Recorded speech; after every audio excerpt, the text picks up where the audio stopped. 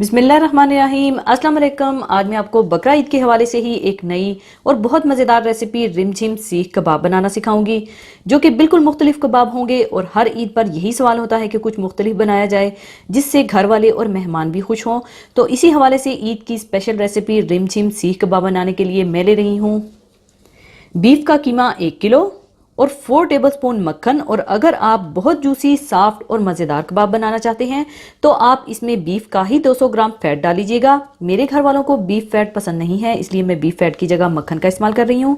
अगर आप बहुत ज़्यादा मज़ेदार, जूसी, सॉफ्ट कबाब बनाना चाहते हैं तो आप बीफ फैट डालीजिएगा, लेकिन मक्खन के साथ भी इसका बहुत अच्छा टेस्ट आएगा। और 2 अदद रेड ऑनियन, 5 से 6 अदद हरी मिर्चें, अगर आप ज़्यादा स्पाइसी चाहते हैं तो ज़्यादा डाल लीजिएगा। फ्रेश हरा धनिया, फ्रेश लहसुन के 10 से 12 जवे, फ्रेश अदरक 1 इंच का टुकड़ा रफली काट लीजिएगा। सुर्ख मिर्च पाउडर 1 टीस्पून भरकर, गरम मसाला पाउडर 1 टीस्पून और नमक हस्बे ज़रूरत। और इसको रिमझिम सीख कबाब बनाने के लिए बारीक चाप की हुई सब्जियां चाहिए होंगी, जिसमें है ग्रीन शिमला मिर्च बारीक कटी हुई 1 अदद, रेड शिमला मिर्च 1 अदद या फिर टमाटर के बीज निकालकर वो ले सकते हैं, हरी मिर्चें 2 से 3 अदद बारीक चाप की हुई, 2 अदद प्याज बारीक कटे हुए और थोड़ा सा बारीक कटा हुआ हरा धनिया। और ऊपर ब्रश करने के लिए थोड़ा पिघला हुआ मक्खन या तेल ले लीजिएगा। तो सबसे पहले आप चॉपर में डाल लें कीमा।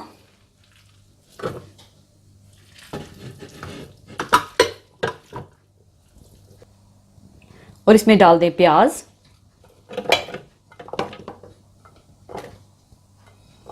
हरी मिर्चें, हरा धनिया, लहसुन के जवे और अदरक।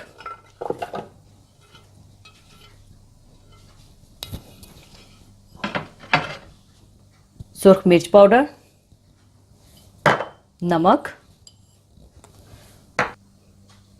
गरम मसाला और मक्खन डालकर अच्छी तरह से पीस लीजिएगा।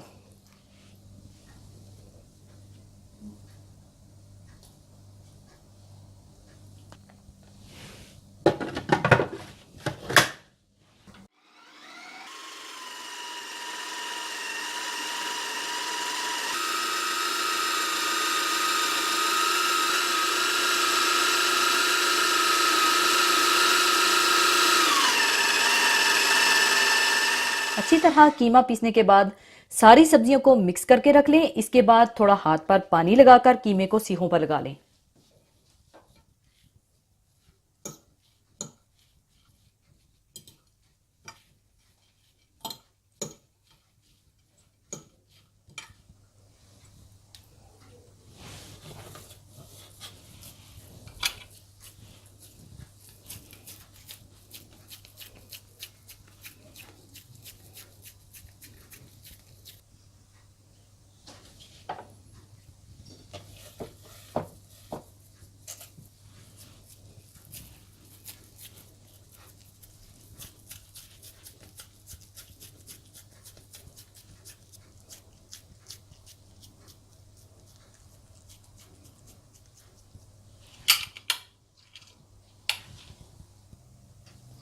और इसी स्टेज पर अगर आप महसूस करें कि आपके कीमे में थोड़ा मॉइस्चर ज्यादा है, कबाब सही तरह से नहीं बन रहे, तो आप कीमे में ब्रेड क्रम्स या डबल रोटी के स्लाइसिस पीस कर भी शामिल कर सकते हैं।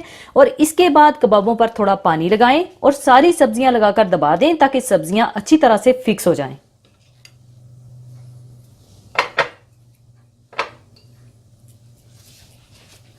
इस तरह से।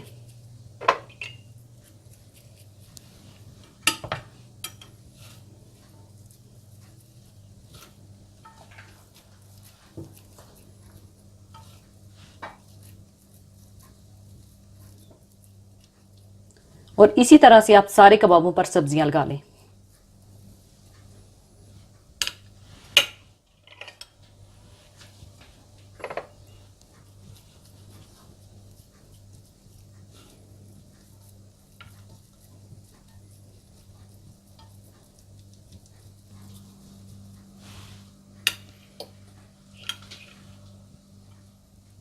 कबाबों को सीखों पर लगाने के बाद और सब्जियों को दबाकर कीमे पर अच्छी तरह से फिक्स करने के बाद आप इन्हें बारबेक्यू कर लीजिएगा, या आप चाहें तो इसी तरह से शेप देकर सीखों से उतारकर पैन में थोड़ा तेल डालकर भी बना सकते हैं।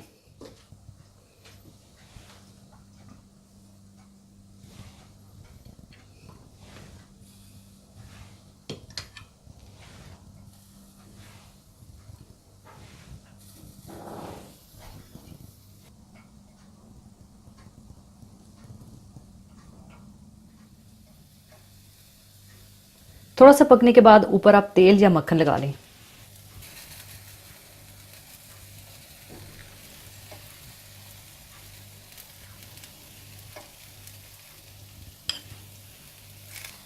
इसके बाद इसकी साइड चेंज कर दें।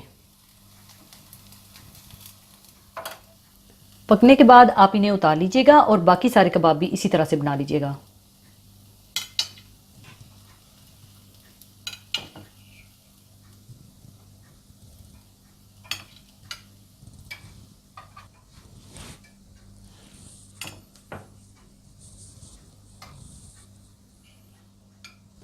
लीजिए, बहुत मज़ेदार रिमझिम सीख कबाब तैयार हैं। ज़रूर ईद पर ट्राई कीजिएगा और मुझे दुआओं में याद रखिएगा। और जाने से पहले एक हदीस पाक शेयर करना चाहूँगी। हदीस पाक इस तरह से है। हज़रत अबू हुरैरा रज़ी अल्लाह ताला अन्हो से रवायत है कि मैंने रसूलुल्लाह सल्लल्लाहु अलैहि वसल्लम को फरमाते हुए सुना कि जिसने अल्लाह ताला की रज़ा के लिए हज किया और इस दौरान कोई फाहिश या बेहुदा बात नहीं की और ना अल्लाह की कोई नाफरमानी की, तो वो हज करके इस दिन की तरह गुनाहों से पाक लौटेगा जिस तरह उसकी माँ ने इसे गुनाहों से पाक जना था। इस हदीस मुबारका में सरकार दो आलम सल्लल्लाहु अलैहि वसल्लम ने उम्मत को हज की बहुत बड़ी फजीलत और नहायत अहम खुशखबरी दी है कि जिसने अल्लाह ताला की रज़ा के लिए हज किया, यानी इसका मकसद सिर्फ अल्लाह ताला की रज़ा खुशनुदी और सिर्फ उसके हुक्म की बजा आवरी के लिए हो, दिखाने सुनाने का जज्बा और गर्ज़ो मकसद पेश नज़र ना हो, और साथ में चंद बातों से जिसकी तरफ आप सल्लल्लाहु अलैहि वसल्लम ने इशारा फरमाया है, इससे बचा रहा तो गुनाहों से ऐसा ही पाको साफ होकर हज से वापस आता है जैसा कि गुनाहों से पाको साफ माँ के पेट से पैदा हुआ था। यूँ तो हर नेक अमल की ये खासियत है कि इसकी वजह से आदमी के गुनाह मुआफ़ हो जाते हैं और इससे गुनाहों के बुरे असरात दिलों से दूर होते हैं। इंसान का इखलाक दुरुस्त होता है और इसे पाकीज़गी और तहारत नफ्स की दौलत हासिल होती है। लेकिन हज में ये खासियत ख़ास तौर पर पाई जाती है। हज एक बड़ी इबादत है। इसे अगर इसके पूरे आदाब व शराइत के साथ अदा किया जाए तो यकीनन ये इबादत आदमी की ज़िंदगी बदलने और इसे नेकी और तकवा के सांचे में ढाल देने के लिए काफ़ी है। रफ्स के असल मानी है जमा करना। यहाँ मुराद फहश गोई और बेहुदगी और बीवी से ज़ुबान से जिनसी ख्वाहिश की आरज़ू करना है। दौरान हज क्योंकि बीवी से हम बिस्तरी ममनू है, इसलिए इस मौजू पर बीवी से गुफ्तगू और दिल लगी की बातें करना भी नापसंदीदा है। और फस्क से मुराद अल्लाह ताला की नाफरमानी और लोगों से लड़ाई झगड़ा है। अय्याम हज में बिलखसूस इनसे भी इज्तनाब बहुत ज़रूरी है। इरशाद बारी ताला है, इसलिए जो शख्स इनमें हज लाजिम कर ले वो अपनी बीवी से मेल मलाप, गुनाह करने और लड़ाई झगड़े करने से बचता रहे। हज के मौका पर इस किस्म की हदायत की ज़रूरत इसलिए है कि बहुत बड़ा मजमा होता है। हर तरह के मर्द औरत जमा होते हैं। इस मौका पर नज़र की हिफाजत और ख़यालात को पाकीज़ा रखने की ज़्यादा ज़रूरत होती है।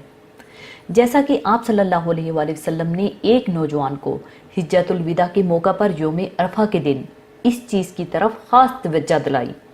आप सल्लल्लाहु अलैहि वसल्लम ने फरमाया, ये वो दिन है कि जिसने इस दिन अपने कानों, अपनी नज़र और अपनी ज़ुबान को काबू में रख लिया, उसकी बख्शिश हो गई।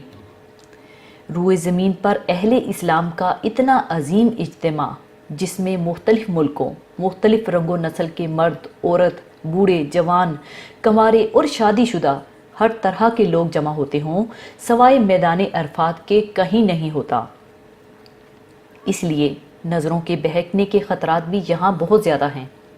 फिर ज़मानो मकान, मौका और वक्त के लिहाज से भी दुनिया का कोई मजमा इससे बढ़कर पुरअज़मत और बाबरकत नहीं हो सकता। ऐसे मौका पर जहाँ नेकी का दर्जा बुलंद होता है, वहाँ बुरे काम की बुराई में भी बहुत ज़्यादा शिद्दत आ जाती है। इसलिए नहायत ज़रूरी है कि कानों को बुरी बात सुनने, आँखों को बेमौका देखने, ज़ुबान को गलत बात कहने और हाथ पैरों को किसी गलत हरकत में पड़ने से सख्ती से रोका जाए। फिर इतने बड़े इज्तिमा में अगर हर मोमिन अपने दूसरे भाई की ज़रूरत का ख्याल ना करे तो हज के मौका पर झगड़ा फसाद भी ज़रूर होता है। इसलिए ख़ास तौर पर इसकी तरफ तवज्जो दिलाई गई है। पाबंदियों के साथ किए गए हज की फजीलत ये है कि इंसान गुनाहों से बिल्कुल पाक व साफ़ हो जाता है, लेकिन ये पाकीज़गी सिर्फ़ इन सगीरा गुनाहों से होती है जिनका ताल्लुक़ हकूक़ुल्लाह से होता है, वरना हकूक़ुल्लाह से मुतल्लिक़ बड़े बड़े गुनाह और इसी तरह हकूक़ुल इबाद से मुतल्लिक़ कोताहियाँ खालिस तौबा और अदायगी हकूक़ के बग़ैर माफ़ नहीं होंगे। अल्लाह ताला हम सबको इन कोताहियों से बचने की तौफीक अता फ़रमाए, आमीन, और हम सब पर राज़ी रहे, आमीन। इसी के साथ मैं आपसे इजाज़त चाहूँगी। अपना बहुत ख्याल रखिएगा, दुआओं में याद रखिएगा। अल्लाह हाफ़िज़।